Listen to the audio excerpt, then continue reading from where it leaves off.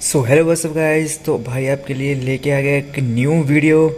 सो भाई वीडियो की शुरुआत करने से पहले भाई चैनल को सब्सक्राइब कर दो, वीडियो को लाइक कर दो और एक प्यारा सा कमेंट क्यों करके जाना यार, क्योंकि आप लोग कमेंट करते हो, सब्सक्राइब करते हो भाई, मेरे को मोटिवेशन मिलती है। सो भाई चलो भाई वीडियो को स्टार्ट करते हैं। सो भाई ये हमारा है डाइकन के जो हमारे एरर्स कोड हैं, इन्वर्टर एसी के जो हमारे एरर कोड हैं वो यहाँ से 0 से लेके E4 तक P4 तक हैं। सो भाई ये कहाँ से निकलते हैं आपको रिमोट में मैं बताता हूँ। जो हमारे डिस्प्ले पर अगर एरर कोड आ रहा हो तो हम इसे कैसे चेक करें। तो ये आपको यहाँ पे कैंसिल का बटन शो हो रहा होगा, तो उसको आप लॉन्ग प्रेस करोगे तो ये कुछ 0 0 आ जाएगा। तो 0 0 हमारा है नॉर्मल, जिसमें हमारा कोई भी एरर कोड नहीं है। सो भाई A5, तो A5 आपका है इज़ अ प्रोटेक्टर, कि जैसे आपका इंडोर ज़्यादा फ्रीज से ज़्यादा टेम्परेचर में आपकी आइस आ जाती है, इंडोर के ऊपर या पाइपिंग के ऊपर आइस आ जाती है, उससे प्रोटेक्शन देता है ये प्रोटेक्टर। उसको दिखता है अगर आपके इंडोर के ऊपर आइस आ गई हो तो यहाँ पे A5 एरर आपको शो करेगा। तो नेक्स्ट देखते हैं हम E7।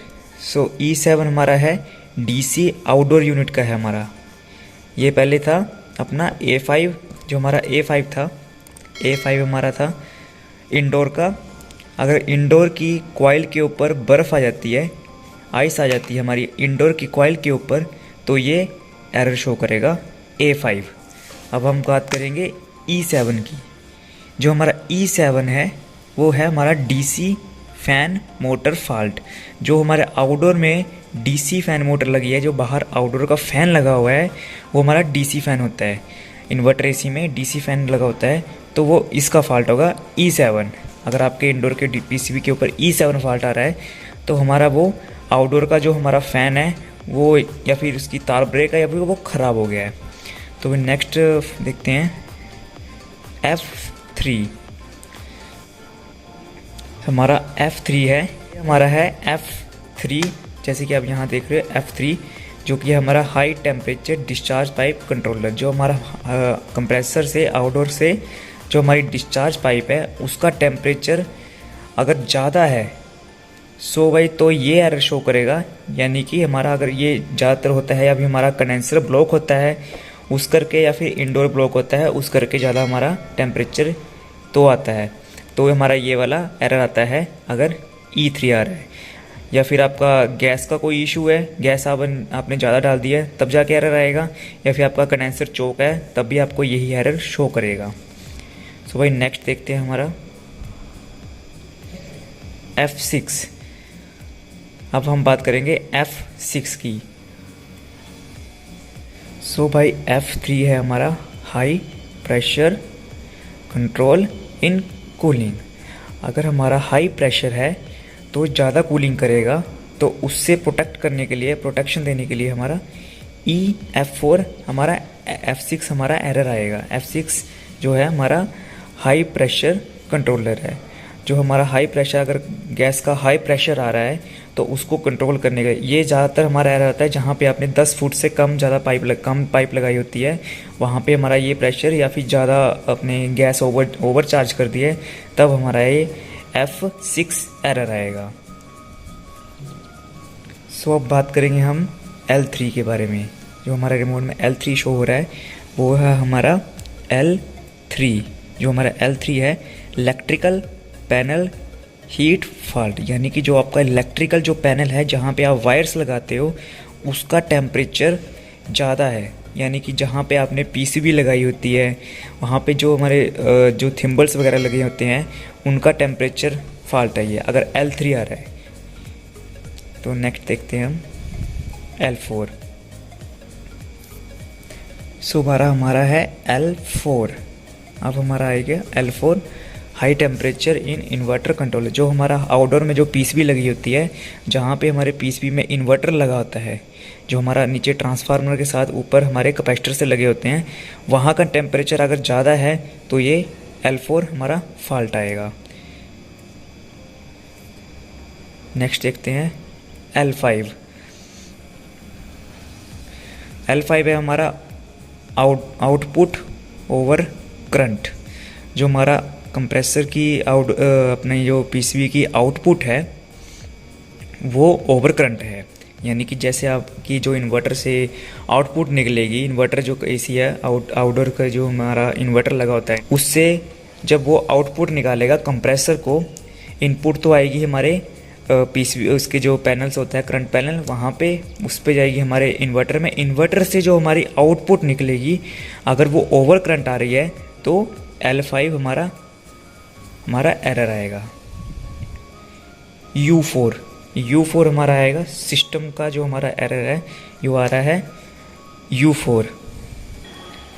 सो भाई U4 जो हमारा एरर आया है, फॉल्ट फॉर ट्रांसमिशन, जो हमारा इंडोर और आउटडोर के बीच में जो हमारे कम्युनिकेशन होता है उसमें हमारा कोई ना कोई फॉल्ट आ रहा है, तो उसका एरर आएगा हमारा U4। E6, आपको U4 का मैं वापस बता रहा हूँ कि जैसे हमारे इंडोर और आउटडोर में जो हमारे इंडोर से अगर हमारा 15 वोल्ट का करंट निकल रहा है 15 वोल्ट का, तो आउटडोर में भी वो 15 वोल्ट का ही होना चाहिए। अगर इंडोर में आप 17 वोल्ट का करंट निकल रहा है और आउटडोर को हमारे 15 वोल्ट चाहिए तो ये एरर आएगा U4। तो जो हमारे आउटडोर की इनपुट और इंडोर की आउटपुट जो निकलेगी, अगर इंडोर आपको 15 वोल्ट निकाल रहा है और आउटडोर को चाहिए 17 वोल्ट, सो अगर इसमें की जो कम्युनिकेशन है, यानी कि आउटडोर को चाहिए 17 वोल्ट और इंडोर निकाल रहा है 15 वोल्ट, यानी कि इंडोर में फॉल्ट है, तो ये एरर आएगा U4 का एरर, जो कि है कम्युनिकेशन, यानी कि दोनों का वोल्टेज का कम्युनिकेशन प्रॉपर नहीं है। तो ये अगर आपकी 15 वोल्ट अभी कहीं से आगे वोल्टेज का इशू आ रहा है, सो भाई ये चेक करनी पड़ती है। अब नेक्स्ट देखते हैं E6, जो कि नॉर्मल हमारे सभी एसीओ में आता है। E6 है हमारा फॉल्ट कंप्रेसर स्टार्टअप, यानी हमारा कंप्रेसर जो स्टार्टअप है, जब स्टार्ट लेता है कंप्रेसर तो उसमें फॉल्ट है, कंप्रेसर स्टार्ट नहीं ले पा रहा है, तो ये E6 का एरर आएगा।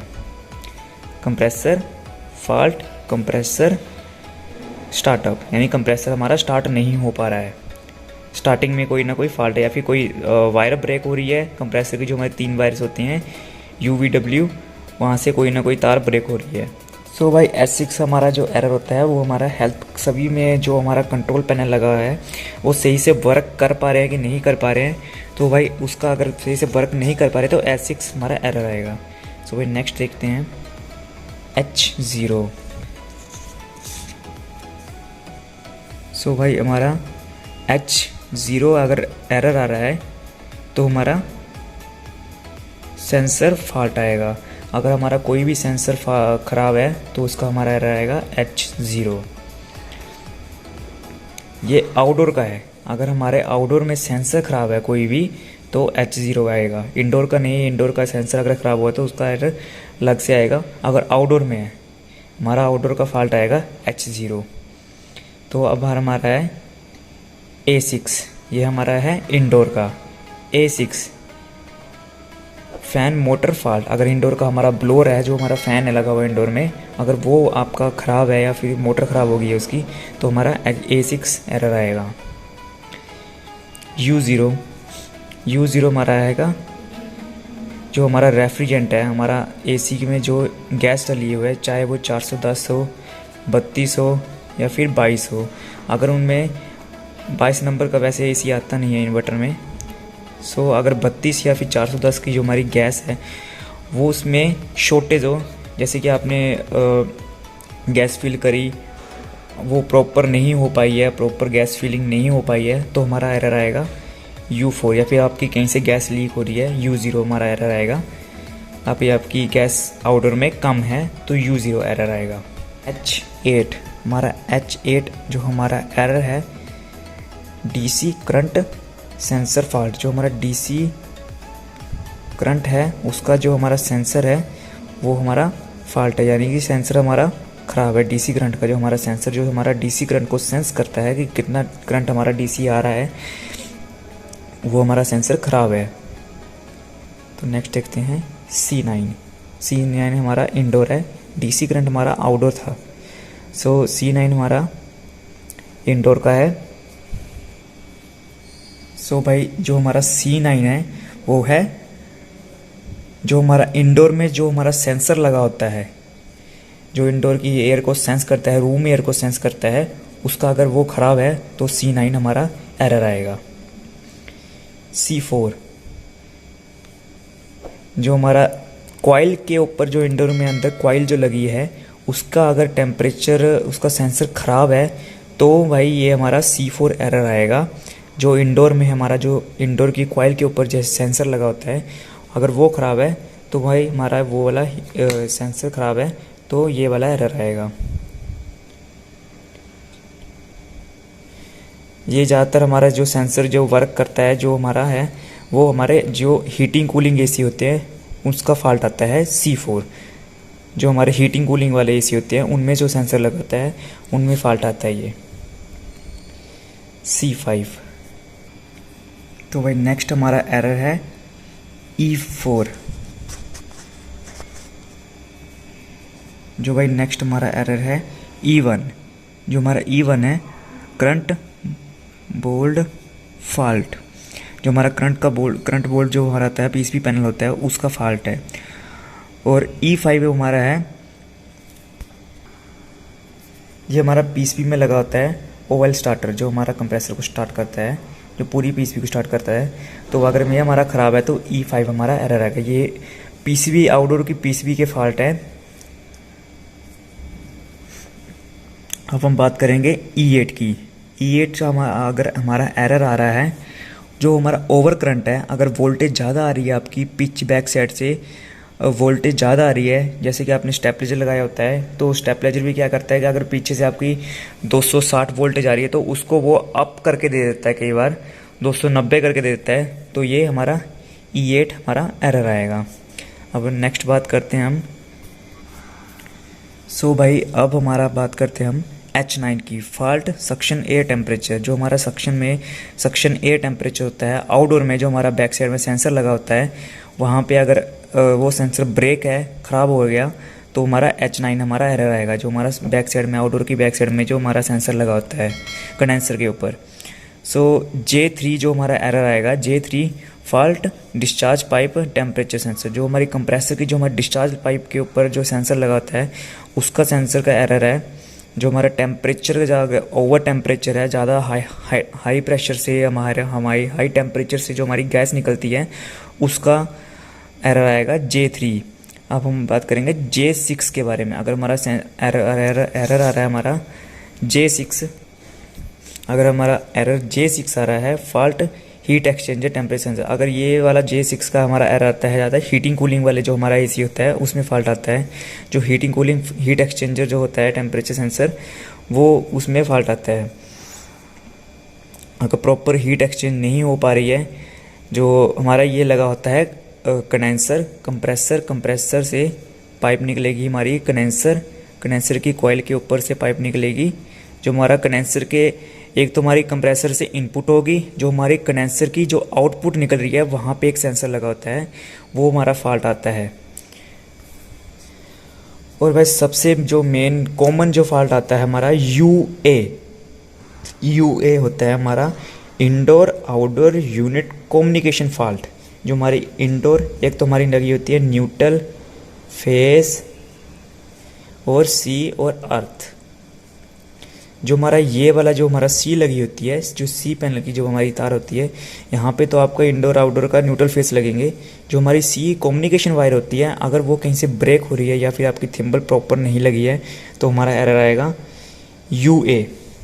सो भाई वीडियो अगर आपको अच्छी लगी हो तो भाई चैनल को सब्सक्राइब कर दो, वीडियो को लाइक कर दो। बाकी ये आपको मैं पूरा पैनल डिस्क्रिप्शन में दे रहा हूँ, वहाँ से आप चेकआउट भी कर सकते हो। अगर आपको किसी और एरर के बारे में इशू आ रहा है तो मेरे को कमेंट करके जरूर बताना, मैं कमेंट का रिप्लाई जरूर करूँगा। सो भाई जल्दी से जल्दी भाई सब्सक्राइब कर दो सभी के सभी जितने भी हैं। सो मेरे को चाहिए इस वीडियो से 50 सब्सक्राइबर तो दे दो यार, और 50 लाइक बनते हैं यार इस वीडियो के लिए, बहुत मेहनत करी है।